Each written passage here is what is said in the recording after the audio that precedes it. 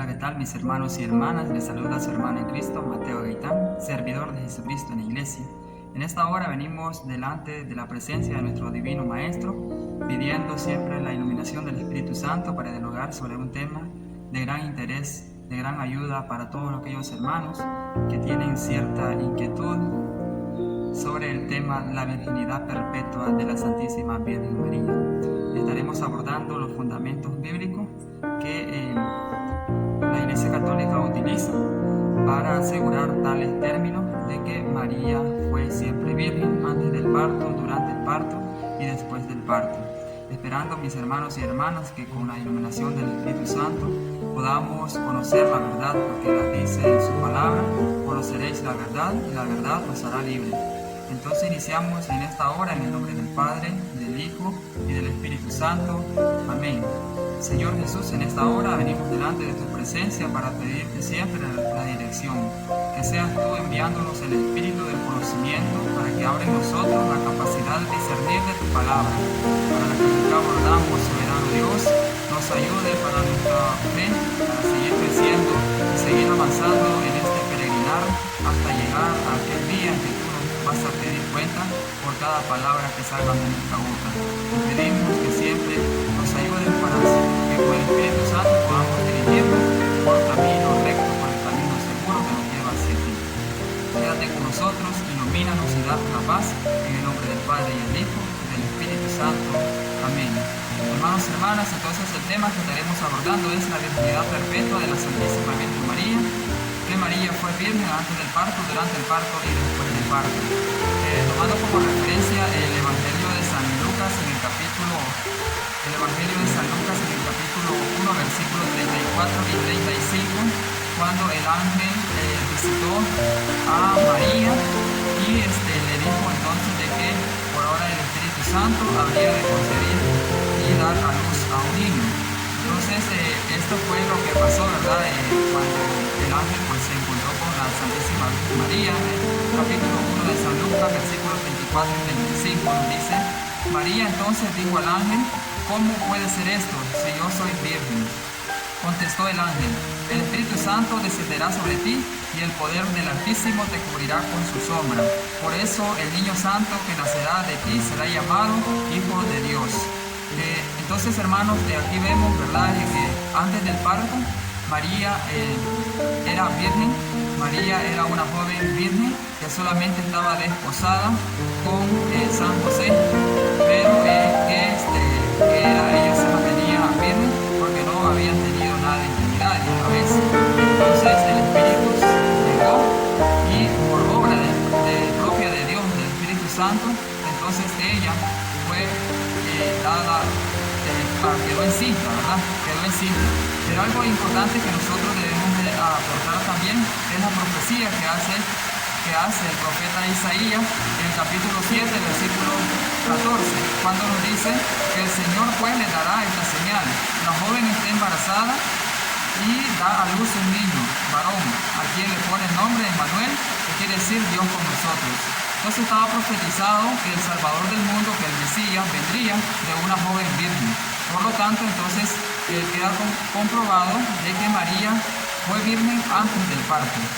Antes del parto ella era virgen porque así estaba profetizado y se cumple en el Evangelio de San Mateo, capítulo 1, versículo 22. En el Evangelio de San Mateo, capítulo 1, versículo 22, ahí nos dice entonces de que se cumple la profecía del profeta Isaías, donde nos dice en el versículo 22: todo esto sucedió para que se cumpliera lo que había dicho el Señor por boca del profeta: la Virgen concebirá y dará a luz un hijo y le pondrán por nombre Emmanuel, que significa Dios con nosotros. Entonces aquí vemos claramente de que en realidad nuestro Mesías vino de una joven virgen, entonces queda comprobado que María fue virgen antes del parto. Pero lo otro que afirmamos los católicos de que María fue virgen durante el parto, nosotros nos basamos, ¿verdad?, por las palabras mismas del ángel cuando dio la anunciación a la Santísima Virgen María. Pero si retomamos en el capítulo 1, en el versículo 28, vemos la siguiente parte que nos dice las Sagradas Escrituras. El versículo 28: llegó el ángel hasta ella y le dijo: alégrate llena de gracia, el Señor está contigo. Entonces, por ser llena de gracia, la Santísima Virgen María, por ser llena de gracia, entonces quiere decir que ella estaba libre de la consecuencia del pecado original. María, al ser llena de gracia, el Espíritu Santo la llamó así: alégrate llena de gracias, el Señor está contigo. No le dice alégrate porque serás llena de gracia, porque el Señor se ha fijado en ti. No le dice serás, sino que le dice alégrate llena de gracias, el Señor está contigo. Entonces ella fue encontrada en gracia, por lo tanto estaba libre de la consecuencia del pecado cometido por Adán y Eva. Si nosotros miramos en el capítulo 3 del Génesis capítulo 3, nosotros allí vamos a encontrar, ¿verdad?, la maldición que le espera a todos aquellos descendientes desde ahí, desde Abraham y posteriormente, por haber desobedecido a nuestro Dios. Entonces en el capítulo 3, versículo 16 del Génesis nos dice: a la mujer le dijo, multiplicaré tus sufrimientos en los embarazos y darás a luz a tus hijos con dolor. Siempre te hará falta un hombre y él te dominará. Como María fue encontrada llena de gracias, entonces ella estaba libre de este pecado, por lo tanto ella no tendría que dar a luz a Jesús pasando por el dolor, de tal manera que el profeta Isaías, en el capítulo 66, el profeta Isaías también lo narra de una manera maravillosa en el capítulo 66, versículo 7. Siempre en correspondencia, ¿verdad? En correspondencia a lo que dice Génesis, que la mujer de ahí en adelante daría a luz con el dolor, sentiría el dolor de parto. Pero en Isaías capítulo 66, versículo 7, nos dice: antes de que llegara el parto dio a luz, antes de sentir los dolores tuvo un niño varón. Pues también esto hace referencia a la Santísima Virgen María. Durante el parto ella no tenía la necesidad de sentir los dolores del parto, porque ella había sido encontrada en gracia. Entonces ella, ¿verdad?, así como el niño salió, así como el de Jesucristo fue engendrado por el Padre por obra del Espíritu Santo, así mismo, ¿verdad?, por obra del Espíritu Santo, pues él salió del vientre de la Santísima Virgen María, y la Virgen María no padeció esos dolores del parto, por lo tanto ella se mantuvo siempre virgen durante el parto. Esto lo reafirma siempre el capítulo 66 de Isaías, en el versículo 9, cuando nos dice: Yahvé dice, si yo abro el seno materno, podrá ser que no dé a luz, pues yo soy el que abro el seno y también el que lo cierro. Entonces Dios es un Dios poderoso. Por eso cuando la Santísima Virgen María le dijo al ángel: pero ¿cómo va a ser posible si yo no conozco a ningún varón? Pero él le dice que su prima Isabel también está embarazada y que para Dios no hay nada imposible. Si para Dios no hay nada imposible, entonces, hermanos, no podemos dudar nosotros de que María permaneció siempre virgen, aunque sea durante el parto, porque allí no tendría que pasar por ese sufrimiento, porque ella no alcanzaba esa maldición, ¿verdad? O no alcanzaba el pecado que venía arrastrando desde el principio de la creación del mundo. Entonces aquí reafirma este texto, ¿verdad?, que sin sentir dolores tuvo un niño varón. Pues sabemos exactamente que se refiere también a la Santísima Virgen María, ¿verdad? Se refiere a ella. Entonces ella conserva su virginidad, ya que todo fue obra del Espíritu Santo. Fue obra del Espíritu Santo de que Jesucristo viniera y se encarnara, pero también obra del Espíritu Santo que Él saliera sin dejar huellas, sin dejar rastro. Porque si nos ponemos a pensar con pensamiento humano, pues para nosotros no cabe en nuestra cabecita pensar eso, porque nuestra sabiduría no es nada comparada con la sabiduría de Dios, y los planes de Dios son perfectos, y nosotros no podemos imaginarnos qué tan grande es esa misericordia, qué tan grande es el poder que Dios tiene para hacer las cosas, porque Él es el Dios de lo imposible. Entonces, si fue concebido por obra del Espíritu Santo, por esa misma obra del Espíritu Santo, Él tuvo que salir. ¿Por qué razón también afirmamos de que María permaneció virgen durante el parto? Porque el mismo Evangelio de San Lucas en el capítulo 2 nos reafirma lo que nosotros creemos. Sabemos nosotros que cuando una mujer pues llega al momento del parto, al momento de que pasó el parto, pues ella queda con las defensas queda debilitada, ella queda pues sin fuerzas, ¿verdad? Porque acaba de pasar un sufrimiento, acaba de pasar ese sufrimiento. Pero en el caso de la Santísima Virgen María, el capítulo 2 del Evangelio de San Lucas, en el versículo 6 y 7, nos dice que mientras estaba en Belén, llegó para María el momento del parto y dio a luz a su hijo primogénito, lo envolvió en pañales y lo acostó en un pesebre, pues no había lugar para ellos en la sala principal de la casa. Miramos a una mujer, ¿verdad?, que tenía la suficiente fuerza para envolver a su bebé y ubicarlo en un pesebre. Entonces miramos de que ella no experimentó esos dolores, porque aquí ella se encuentra con toda la fuerza para culminar, ¿verdad?, ella, y sin que hubiera una partera, hubiera alguien que le asistiera en ese momento. Entonces aquí reafirma que nosotros decimos de que ella se mantuvo virgen durante el parto. Pero si queremos algo más profundo de las grandezas que Dios hace, eso nos reafirma el profeta Ezequiel. El profeta Ezequiel en el capítulo 44 reafirma aún más el poder que tiene Dios para abrir y cerrar. El poder que tiene Dios para no dejar huellas si Él así lo desea, y para dejar huellas si también Él lo desea. Porque el profeta Ezequiel en el capítulo 44 nos dice en el versículo 1: el hombre me hizo regresar a la puerta del templo, estaba cerrada. Estaba cerrada y me dijo: esta puerta permanecerá cerrada, no la abrirá nunca, y nadie entrará por ella, porque Yahvé Dios de Israel pasó por esa puerta, permanecerá cerrada. Entonces aquí miramos, lo que Dios toca permanece intacto si Él así lo desea, porque ese es su poder. Por eso dice, esta puerta estaba cerrada. Ahí cuando María dice, pero si yo no conozco a ningún varón, ¿cómo va a ser eso que yo me voy a quedar embarazada? Pero el poder de Dios es así. Lo que Dios hace es perfecto. Entonces estaba cerrada, dice, y permanecerá cerrada. Y permanecerá cerrada porque Yahvé Dios de Israel pasó por esa puerta.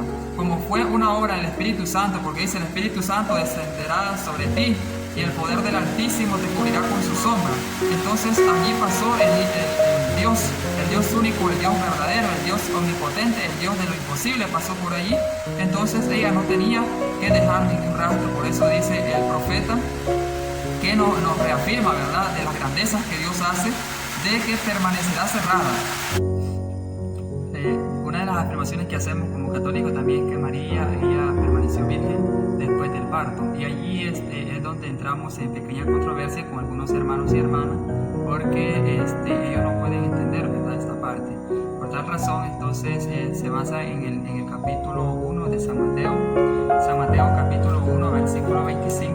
Desde allí entonces viene y empezamos, ¿verdad?, a no entender bien esta parte. Y cuando nos dice el versículo 25, dice que hubieran tenido relaciones, dio a luz un hijo al que puso por nombre Jesús. En algunas traducciones de la Biblia dice, pero José no la conoció hasta que dio a luz al niño. Entonces ellos dicen, bueno, no la conoció hasta después de que dio a luz al hijo. Quiere decir que después sí sucedió algo, ¿verdad? Es decir, tuvieron intimidad, tuvieron relaciones, y de esa relación fue un matrimonio normal y común como el nuestro, como el que tenemos nosotros hoy actual, y de allí salieron muchos hijos. Pero la Biblia, cuando se refiere a la palabra hasta, no significa que después de ahí sí sucedió algo o no sucedió algo, ¿verdad? Entonces, para ellos se toma como referencia lo que está en la Santa Biblia también, en 2 de Samuel capítulo 6 versículo 23, donde nos narra y Mical, hija de Saúl, no tuvo hijos hasta el día de su muerte. Cuando nos encontramos con eso, y Mical, hija de Saúl, no tuvo hijos hasta el día de su muerte, encontramos la palabra hasta, y eso no significa que después de muerte sí haya tenido hijos. Por lo tanto, no debemos de confundir la palabra hasta. Entonces no quiere decir que cuando dice Mateo capítulo 1 versículo 25 de que José no la conoció hasta que dio a luz al hijo, no significa que después de eso sí la conoció, ¿verdad? Sí tuvieron intimidad, cuando la Biblia no especifica nada de eso. Y si nos pasamos a la Sagrada Escritura, debemos de hacer caso a la palabra de Dios. Vemos entonces que Mical, ella pues no tuvo hijo hasta el día de su muerte, no significa que después de muerte sí tuvo hijo, ¿verdad? De la misma manera, cuando nos narra en Mateo capítulo 28 versículo 20, Mateo 28, 20, cuando nos dice, yo estaré con ustedes todos los días hasta el fin de la historia. Eso eso no significa que después de eso ya no va a estar Jesús, ¿verdad?, con sus discípulos, con su pueblo, con su iglesia, sino que la palabra hasta no lo podemos tomar así como referencia de que después de eso sí sucede algo, ¿verdad? Entonces no podemos afirmar esa parte. Si nosotros revisamos también el Salmo capítulo 110, el versículo 1, Salmo 110 capítulo 110 versículo 1 nos dice: Yahvé dijo, siéntate a mi derecha hasta que ponga a tus enemigos bajo tus pies. Entonces, hasta que ponga a tus enemigos bajo tus pies. Eso no significa que después de que los enemigos estén sometidos ya no va a estar sentado a la diestra. Entonces, allí es una forma vana de creer, ¿verdad?, o asegurar de que José y María sí tuvieron intimidad después de que nació Jesucristo. Para ello es que se van, ¿verdad?, argumentando esta parte de que ella no pudo ser virgen después del parto porque tuvieron más hijos, cuando la Biblia no especifica esa parte. Entonces, otra parte que nos lleva a pequeñas controversias, pequeñas confusiones, es que cuando dice en el Evangelio de San Lucas capítulo 2 versículo 22, San Lucas capítulo 2 versículo 22, que nos narra la presentación de nuestro Señor Jesucristo, y dice así: Asimismo, cuando llegó el día de que de acuerdo con la ley de Moisés debían cumplir el rito de la purificación, llevaron al niño a Jerusalén para presentarlo al Señor, tal como está escrito en la ley del Señor: todo varón primogénito será consagrado al Señor. También ofrecieron el sacrificio que ordena la ley del Señor, una pareja de tórtolas o 2 pichones. Entonces aquí lo que dicen los hermanos: ¿por qué dice el primogénito y no dice el unigénito? Entonces, si dice primogénito quiere decir que es el primero de muchos, pero en la Biblia la palabra primogénito no significa que después de eso sí hay más hijos, hay más, sino que primogénito es el primero, y el cual era consagrado a Yahvé, el primogénito, pero aunque no hubieran más, ¿verdad? Tal es el caso de lo que lo narra Romanos capítulo 8 versículo 29, Romanos capítulo 8 versículo 29, que nos dice la siguiente parte: a los que de antemano conoció, también los predestinó a ser imagen y semejanza de su Hijo, a fin de que sea el primogénito en medio de numerosos hermanos. Entonces, según aquí el apóstol San Pablo a los romanos nos narra de que Jesucristo, siendo el Hijo de Dios, es el primogénito de muchos hermanos, es el primogénito de numerosos hermanos, pero no significa que esos hermanos son todos hijos de Dios, hijos carnales de Dios, cuando no es así. Cuando el Verbo encarnado fue Jesucristo el que se entregó, fue Jesucristo el que vino a la tierra, el que por obra del Espíritu Santo fue encarnado en María Santísima, y de allí pues entonces formó y se hizo semejante a los hombres, porque fue verdadero Dios y verdaderos hombres.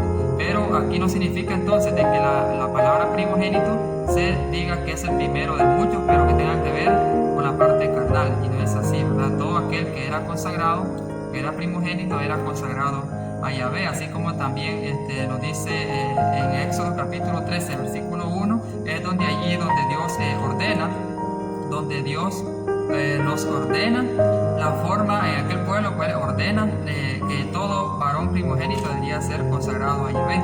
Yahvé dijo a Moisés: conságrame todo primogénito, todos los primogénitos de los hijos de Israel son míos, tanto de hombres como de animales. Entonces aquí todo varón, ¿verdad?, todo que fuera primogénito, entonces era consagrado a Yahvé, pero no significa de que esos primogénitos era el primero de muchos, sino que el primogénito en la Biblia es el primero, haya o no haya más. Otra de las partes que también tenemos cierta controversia es que algunos hermanos afirman de que Jesús tuvo más hermanos y que eran hijos de María.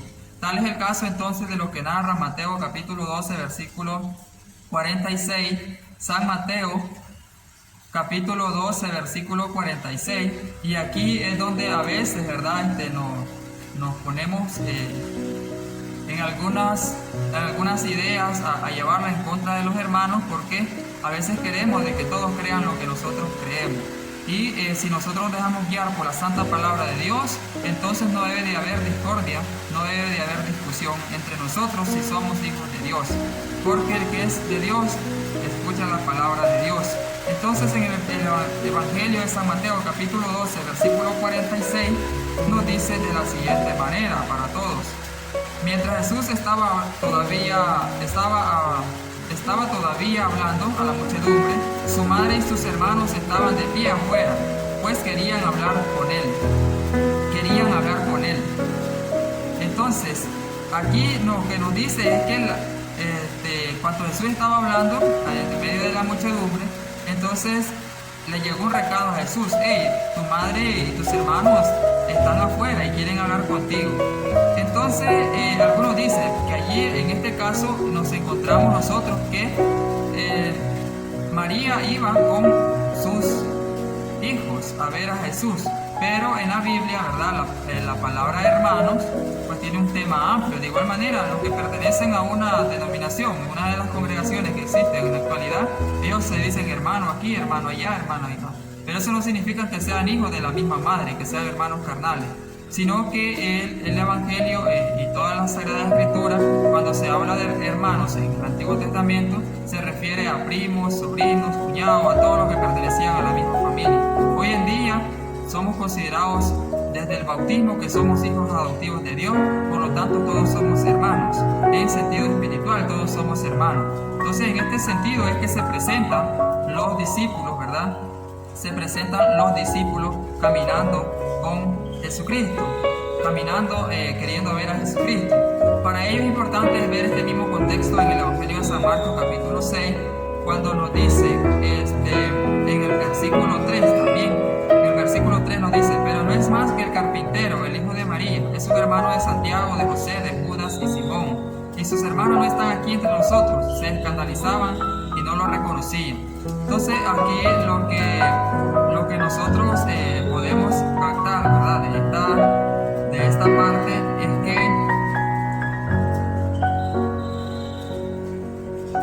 es que en este término se ve como que en realidad Jesucristo había tenido más hermanos, pero no es así, ¿verdad? Porque aquí nos lo dice: no es este el hijo de María, hermano de Santiago, de José, de Judas y Simón. Pero aquí hay algo clave, hay una clave que nosotros debemos de tener en cuenta, porque cuando dice no es este el hijo de María, aquí no dice que se refiere a Santiago, José, Judas y Simón. Aquí no nos está diciendo que son hijos de María, sino que son hermanos de Jesucristo. El hermano, si acá en la Biblia nosotros encontramos que dice María, la madre de Jesús, de Santiago, de Judas, de Simón y de José, entonces nosotros pues sí estaríamos en un error. Pero cuando nos dicen hermanos de Jesús, no significa que son hijos carnales de María. No nos está diciendo eso, ¿verdad? El Evangelio. Nada de eso nos dice el Evangelio, ¿verdad? En este sentido de que si nosotros vamos a comprender o no comprendemos, ¿verdad?, lo que en realidad nos quiere quieren transmitir el Evangelio de San Mateo en el capítulo 12, versículo 46, cuando nos dice: tu madre y tus hermanos están allá afuera y quieren hablar contigo. O ahorita miramos de que aparece María con Santiago, José, Judas y Simón.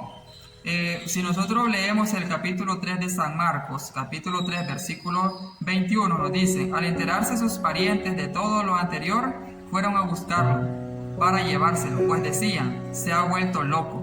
Entonces aquí miramos: al enterarse sus parientes de todo lo anterior, fueron a buscarlo para llevárselo, pues decían que se había vuelto loco. Entonces lo que vemos aquí es que estos discípulos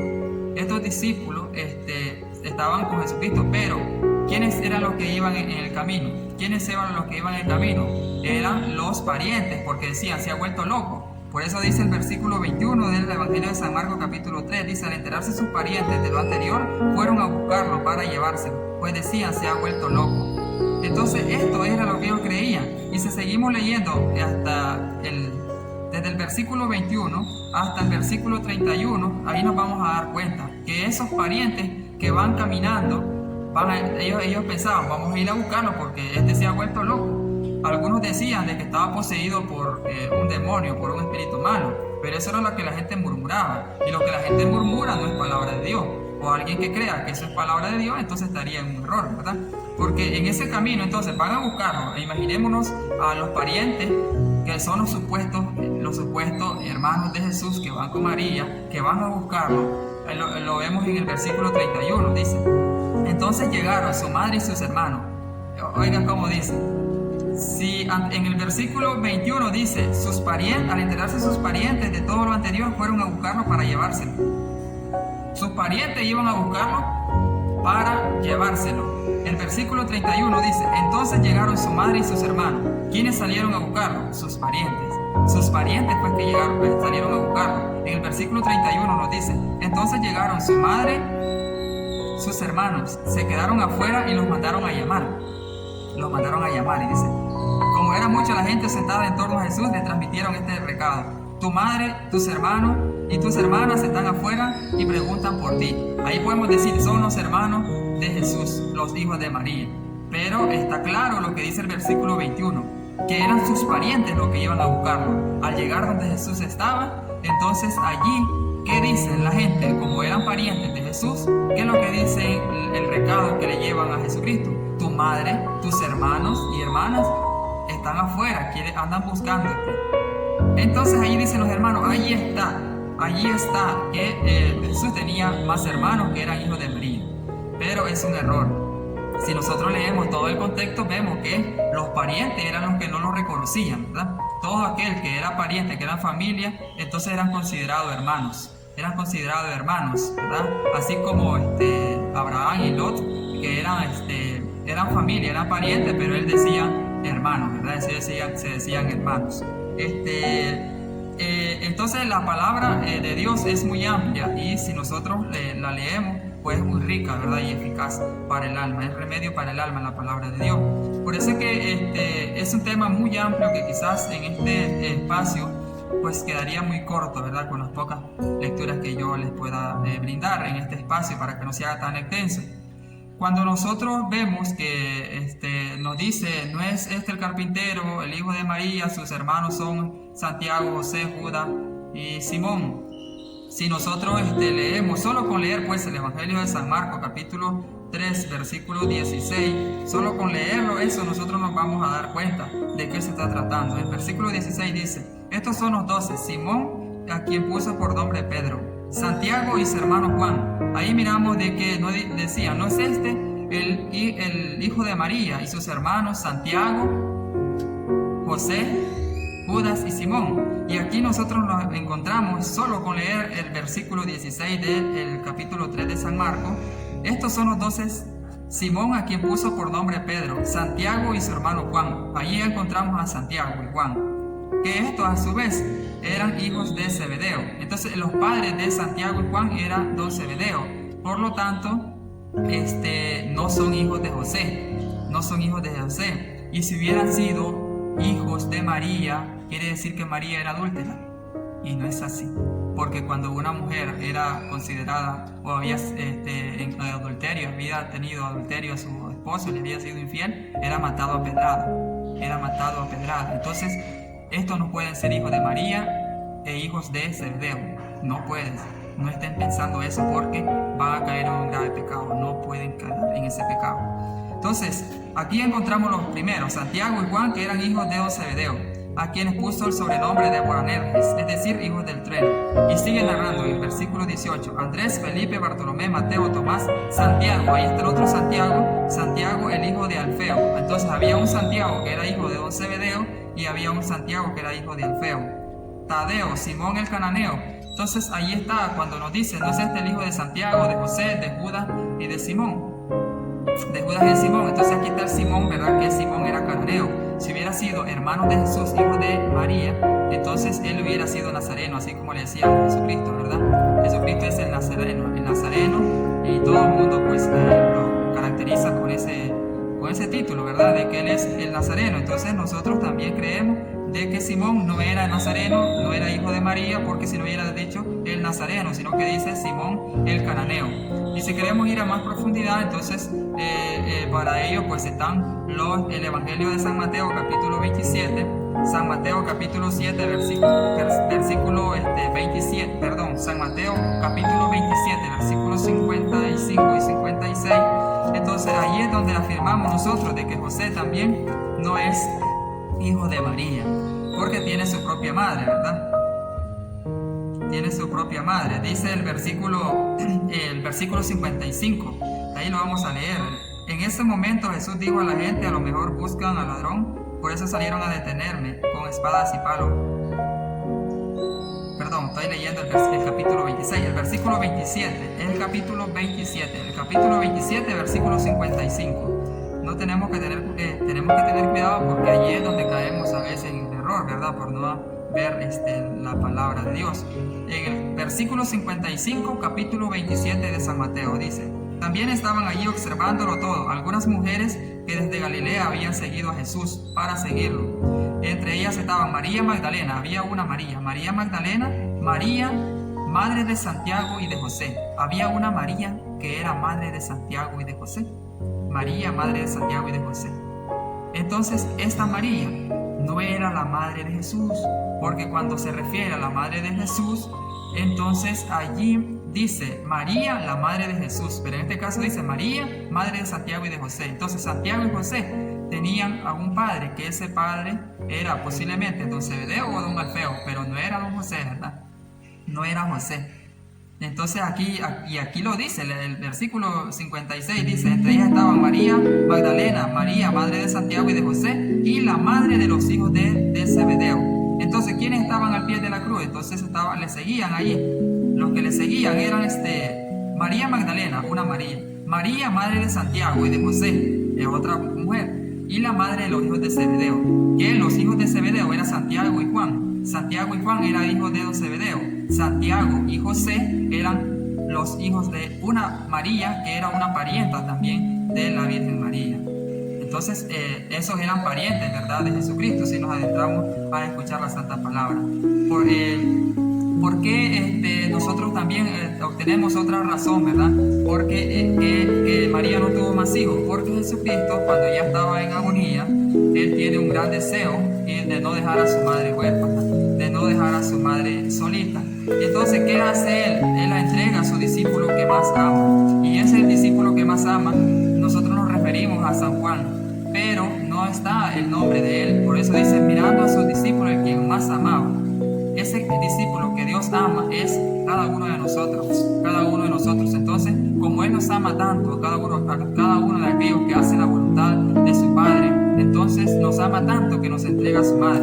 En el capítulo 19, versículos 26 y 27, nos dice así: Jesús, al ver a la madre y junto a ella al discípulo que más quería, dijo a la madre: mujer, ahí tienes a tu hijo. Después dijo al discípulo: ahí tienes a tu madre. Y desde aquel momento el discípulo se la llevó a su casa.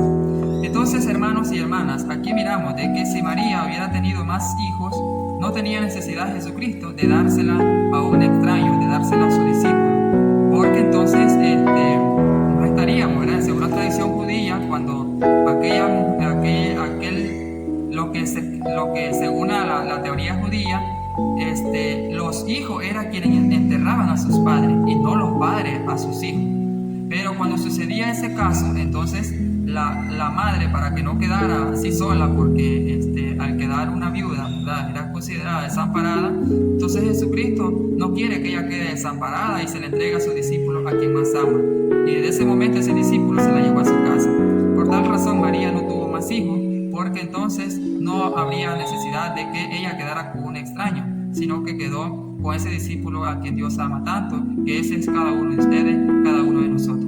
Esperando, hermanos y hermanas, de que les haya sido de gran ayuda, ¿verdad?, este tema. Pues no quiero extenderme más, aunque tenemos más información, más citas bíblicas, más fundamentos que se nos quedaron, pero por el factor tiempo, ¿verdad?